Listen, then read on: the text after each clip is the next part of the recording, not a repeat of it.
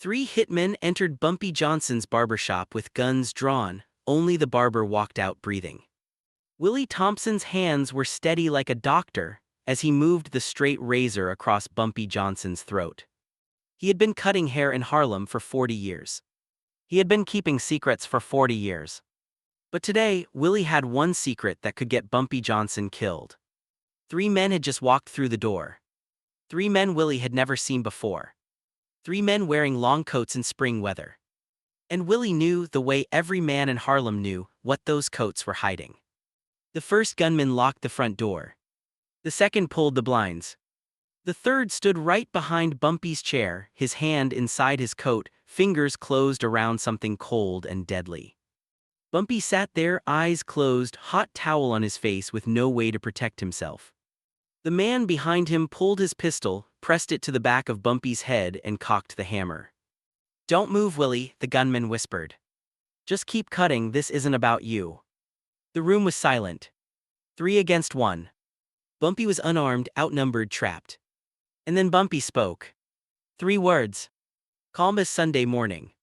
"Closer, Willie." What happened in the next 47 seconds would become one of the most famous moments in Harlem history. 3 gunmen walked into that barber shop. But when the smoke cleared, when the sirens faded, only one man walked out alive. And it was not any of the 3 with guns. What nobody knew, what the streets still whisper about today, is that Bumpy Johnson knew those men were coming before they even got dressed that morning. To understand what happened in Willie Thompson's barber shop that afternoon, you need to understand who Bumpy Johnson was in 1957 and why certain men in New York had decided he had to die no matter the cost. By the spring of 1957, Bumpy Johnson had become something the Italian mob could not understand. A black man they could not control, could not bribe, and could not kill. He had been running Harlem's numbers racket for over 20 years. Numbers was not just gambling. It was hope. Every morning, black people from 110th to 155th Street would place their bets. A nickel here, a dime there on 3 digits that could change their week. Those small coins added up. By 1957, the numbers game in Harlem was bringing in over $20 million a year. That was $20 million the Italian families wanted. But the numbers business was only the surface. What made Bumpy Johnson truly dangerous was something the mob could not understand. He was loved. When the city tried to close black-owned businesses on 125th Street, Bumpy made phone calls. The trouble stopped. When families got eviction notices in winter, Bumpy paid their rent. When young men came out of prison and could not find work, Bumpy gave them jobs. Not muscle jobs. Real jobs. He would walk them into barber shops, restaurants, and dry cleaners, businesses he had helped save, and speak for them himself. "This man paid his debt," Bumpy would say. "Now give him a chance to pay his bills." The Italian mob ruled through fear. Bumpy ruled through something far stronger. Respect. And real respect cannot be bought or forced into people. By 1957, the Genovese family had grown tired of their power stopping at 110th Street. Vito Genovese himself had taken over after Lucky Luciano was deported, and Vito was not a patient man. He saw Harlem as something that belonged to him. $20 million a year just sitting there, protected by one man. They had tried the direct way twice. The first time they sent 4 men to strong-arm one of Bumpy's runners. All 4 ended up in the hospital that night. The second time they tried to bribe a Harlem councilman to shut down Bumpy's operations with city permits. 3 days later, that councilman found photographs on his desk. Photographs his wife would not like. The permits were approved by noon. Bumpy was not just a gangster. He was a planner who saw 3 moves ahead while his enemies were still choosing their first. So the Genovese family tried a new plan. They would hire outsiders. Men with no ties to New York.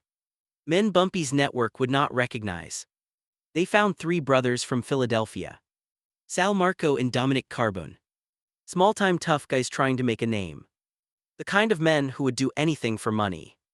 The price, $30,000 split 3 ways plus territory in Brooklyn. Once the job was done. The target, Bumpy Johnson. Anytime, any place, any method. Just make sure he was dead before the week ended. The Carbones took 3 days to study Bumpy's habits. They learned he ate breakfast at the same diner every morning. They learned he did business at Small's Paradise in the evenings. And they learned something else. Something that made them smile. Every Thursday afternoon, without fail, Bumpy Johnson went to Willie Thompson's Barbershop on 182nd Street. Same chair, same time. 2 hours of cutting, shaving, and talking. For 2 hours every Thursday, Bumpy was in one place, easy to predict, easy to reach. Or so they thought. What the Carbones did not know, what Vito Genovese did not know, was that Bumpy Johnson had one rule that had kept him alive for 25 years. Trust nobody completely, but know everybody completely. March 11, 1957, Philadelphia. The meeting took place in the back room of a social club on South 9th Street. Vito Genovese did not come himself. He never got his hands dirty directly. Instead, he sent his underboss, Tony Salerno, to handle the deal. Sal Carbone was the oldest at 34. He did the talking.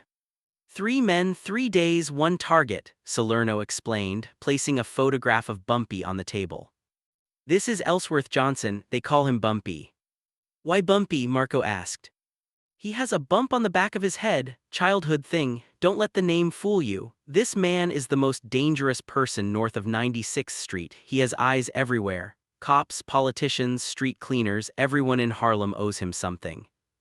Then how do we get close? Dominic, the youngest at 26, leaned forward. Salerno smiled. That's why we hired you. Nobody in New York knows your faces. You are ghosts. You go in, you do the job, you disappear back to Philly. By the time anyone knows what happened, you're 300 miles away. He slid an envelope across the table. $15,000, half now, the rest when we see the body in the papers, Salerno said. Don't make me come looking. Sal opened the envelope, counted the money. His brothers watched. We've done hits before, Sal said slowly. But this one feels different. What aren't you telling us? Salerno's jaw tightened. What I'm telling you is that better men have tried. Men who knew the streets knew the people. All of them failed, some disappeared. Others, let's just say they left New York with fewer fingers than they arrived with. And you think we can do what they could? I think Bumpy Johnson has never seen your faces. I think he doesn't know you exist. And I think that is the only advantage anyone has ever had against him. Don't waste it. The brothers drove to New York the next morning. They rented a room in a cheap hotel on the Lower East Side, far from Harlem. For 3 days they watched, took pictures, and planned. By Wednesday night they had their plan. The Barbershop, Sal said, spreading a hand-drawn map across the motel bed. Thursday afternoon he's in that chair for 2 hours, 1 door in front, 1 in back. We lock the front, cover the back, 3 guns on 1 man in a chair, he has nowhere to go. What about witnesses? Dominic asked. The barbers. Sal shrugged. The barber is nobody, he sees nothing. If he's smart, he'll keep cutting hair like nothing is happening. If he's not. He made a gun with his fingers.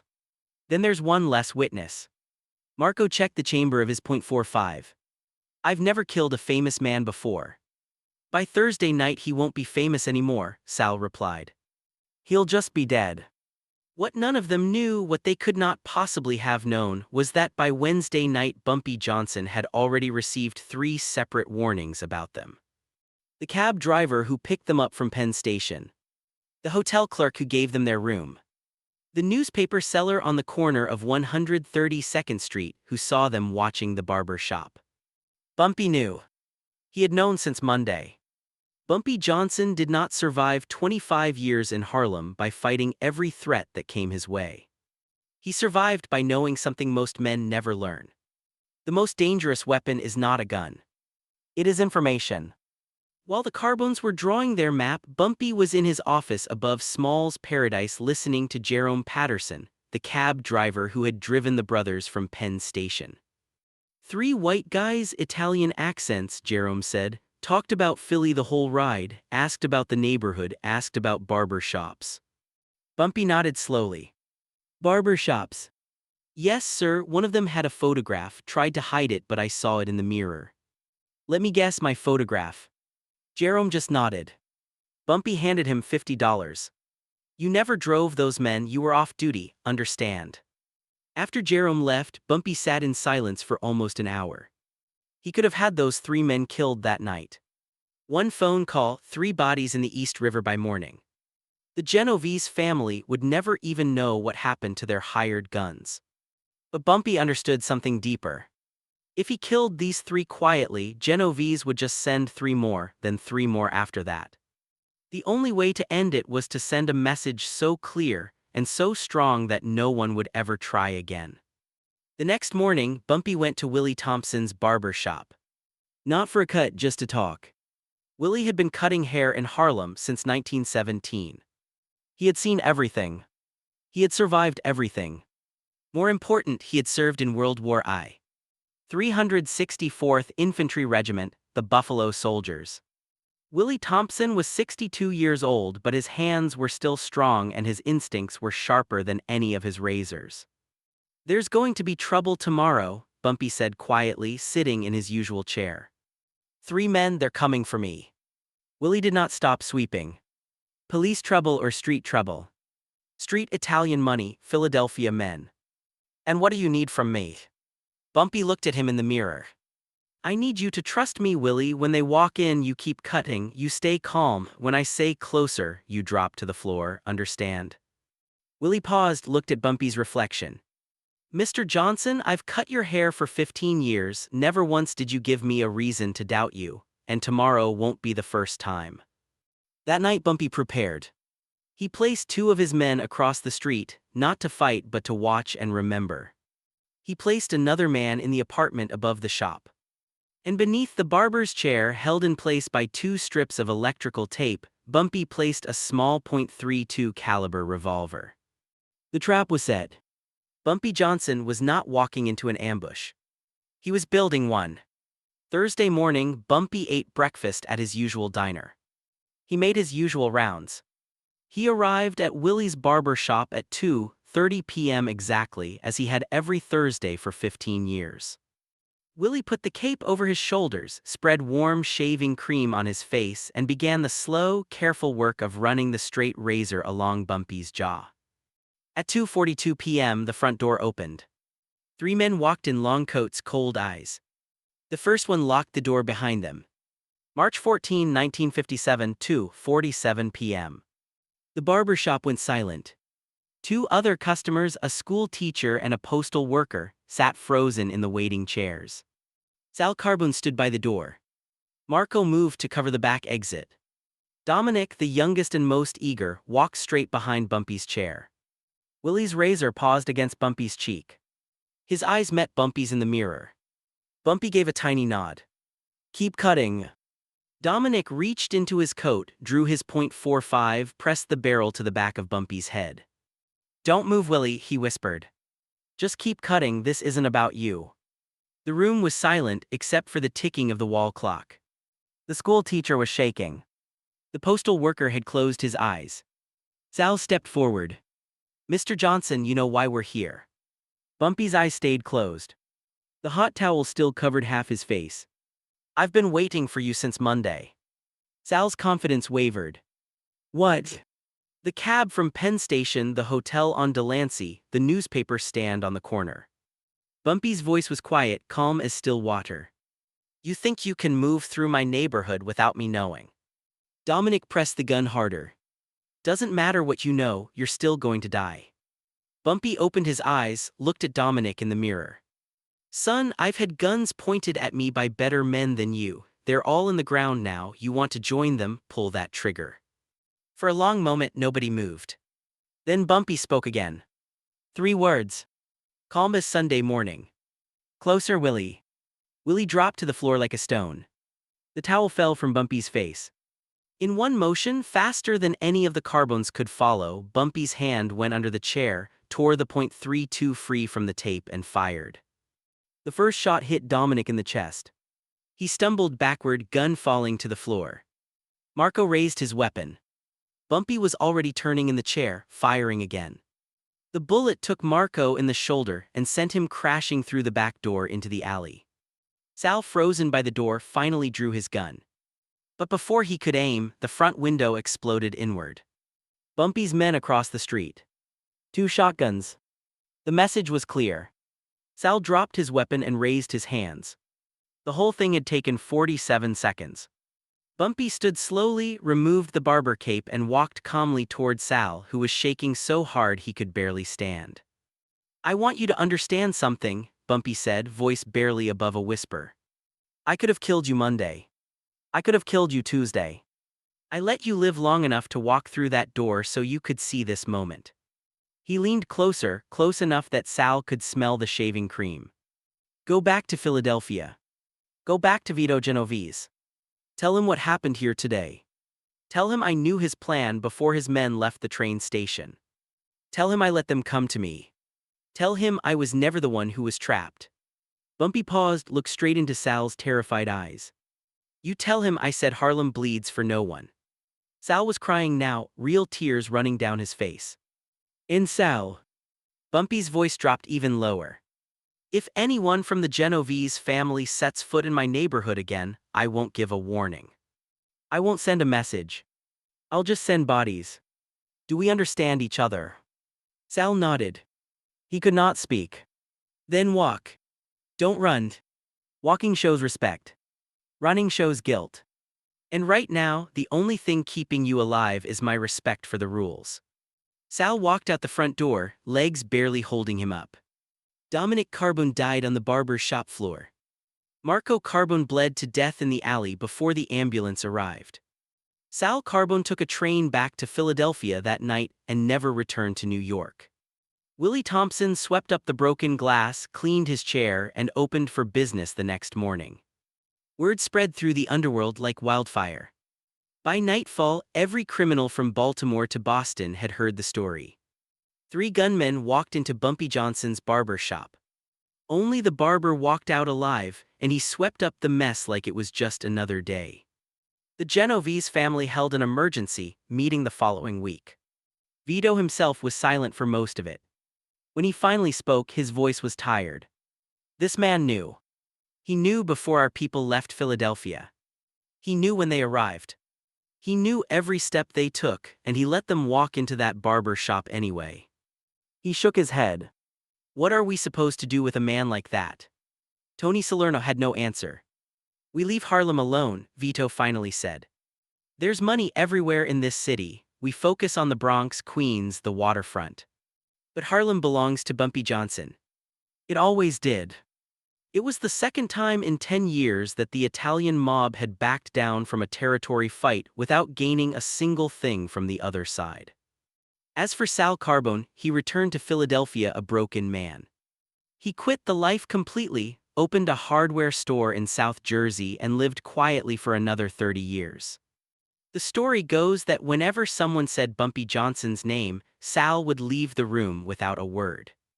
Willie Thompson kept cutting hair until 1972. Every Thursday, Bumpy sat in that same chair in that same spot until the day he died.